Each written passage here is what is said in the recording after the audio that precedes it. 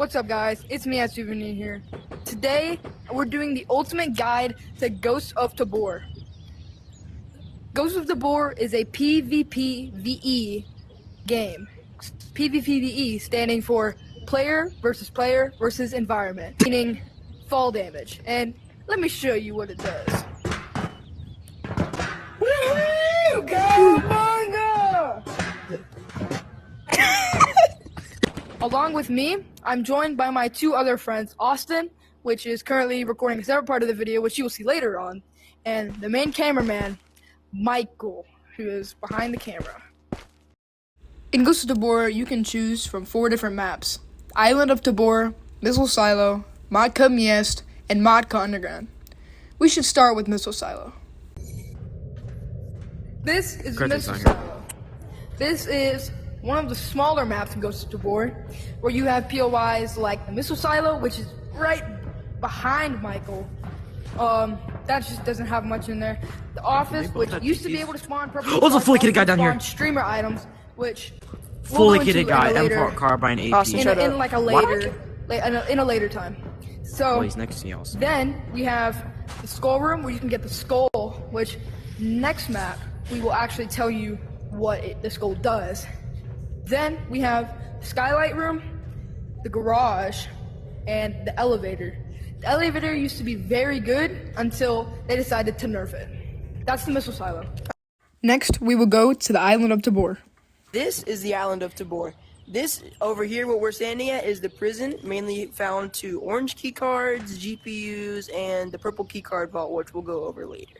So there's a lot of POIs throughout this map that you'll have to learn throughout the way. A lot of them, like the Church of Fish, the Lighthouse, Radio Tower, Gas Station, and the biggest POI in the map, Research Labs. A lot of these POIs, only 2, which is not a lot, but there's 3 purple keycard spawns in the entire map. 2 in the Research and 1 in the Radio Tower. Very little % chance for it to spawn. Very little % chance. But when you do find them, you're home to one of the most good amount of goodies you can ever find in this map. This is Matka Meist. Although this map is smaller than Island, this has a lot more stuff to do, including 2 vaults: the bridge, which is over there, and House of Scott, which, if you saw in Silo talking about the skull, you need York's skull to get into House of Scott. This map also has 2 variants: day and night. This is the Matka Underground. This is the underground part to the original map, Matka Meist, which we'll get into after this part. This map has got a green card vault exclusive to this map, an orange card vault, and a purple card vault, with the most vaults out of any map in the game. Also home to one of the most ratty people in this little lobby area right here, and it's the most confusing map. So this map takes some time to learn, but it does give you some very good stuff once you get used to it. Next, we will move to the guns and attachments taught by Austin.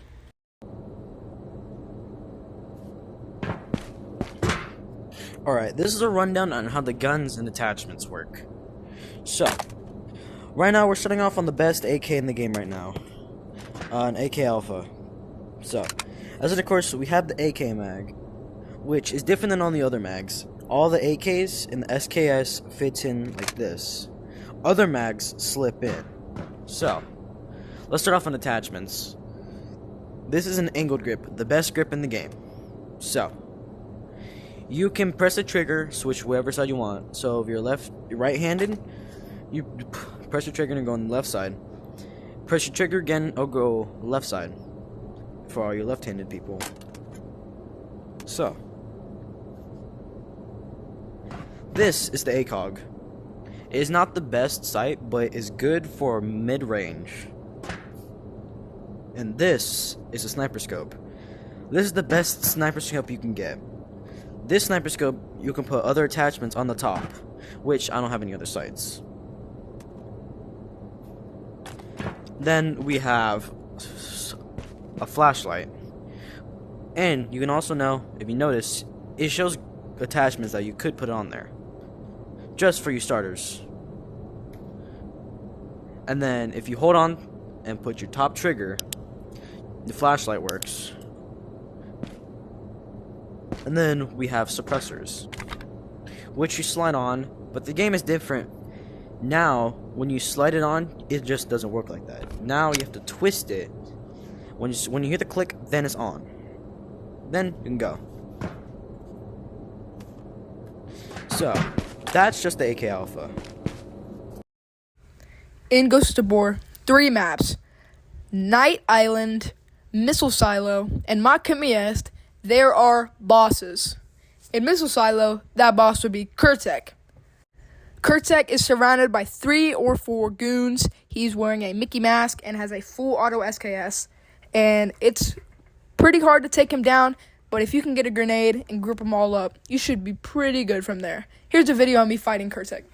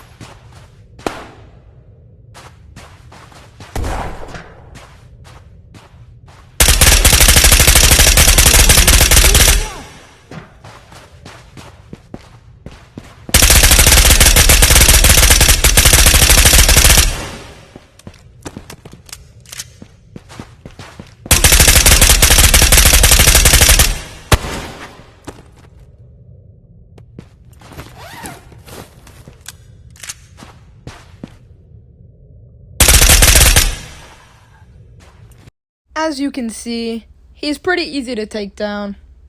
And you get his Mickey mask, his golden SKS, and his golden TT. He's not rare, yet he's not common because he has a 15% spawn rate. Next up is the Church of Fish cultists. They spawn in the Church of Fish on Island Night, and if you can defeat them, you get this pretty cool fish helmet and the unique UMP skinned Fin Ripper. The spawn chance is unknown, and some people have even gone far enough to say they have been completely removed from the game. And if you try to go find these cultists, make sure to bring a buddy with you because Night Island is pretty scary. The final, the newest, and the hardest boss out of the 3 is the Collector. He is heavily guarded with about 5 goons. He also has an LMG named the XM250 that really packs a punch. I have personally only killed the Collector once, and that was in the wipe event whenever they spawned every single raid. Here's a photo. If you can kill the Collector though, you get his helmet, which is named MICH, his tier 7 armor, XM250, green keycard, and the Deagle as a sidearm. He's by far the rarest of the bosses with only a 5% spawn rate. This is Tabor Market, where you can buy all your guns and ammunition. So, let's start with ammo. This is Shiro. Basically, you can make powder, you can take powder and brass to make ammo. You can make any kind of ammo type, but yet it does go by levels. You have to do missions for any of them to get up. Right now, I have level 2 for him, working for level 3. So I'm able to buy tracer and brass. And don't listen to the other people that saying it's bad. It's pretty good. But the best in the game is AP. This, I forgot her name, because I never go to her.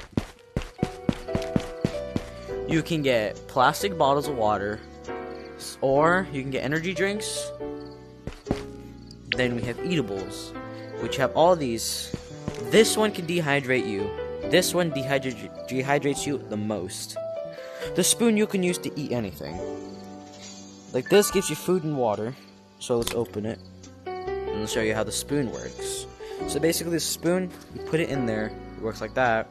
Then you eat it, of course. It's easier than just taking this and putting it up to your mouth. I'd say use this other than this. But if you're in a stressful situation, use this. And this is Minty Tactical, where you can buy all your armor and helmets and attachments for your armor. So let me make a kit for y'all. So let's use the police armor, the black armor. You can put armor modules on them.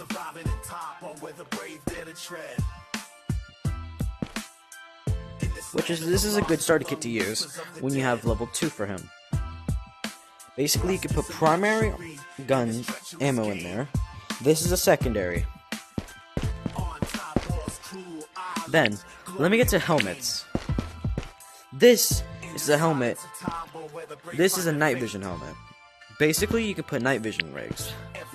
As earlier, I was going to show you about the night vision, which I don't have all the other ones, but I do have this one, and I'm able to buy it, so when you put it on, it does show green, but it is different for every single night vision. This is the worst, that's the second best, that's the third best. This one shows green, that one shows blue, this one shows green again, but this is a higher resolution and is better. And this is a good starter kit if you want to run Island Night, which we are going to get into that later.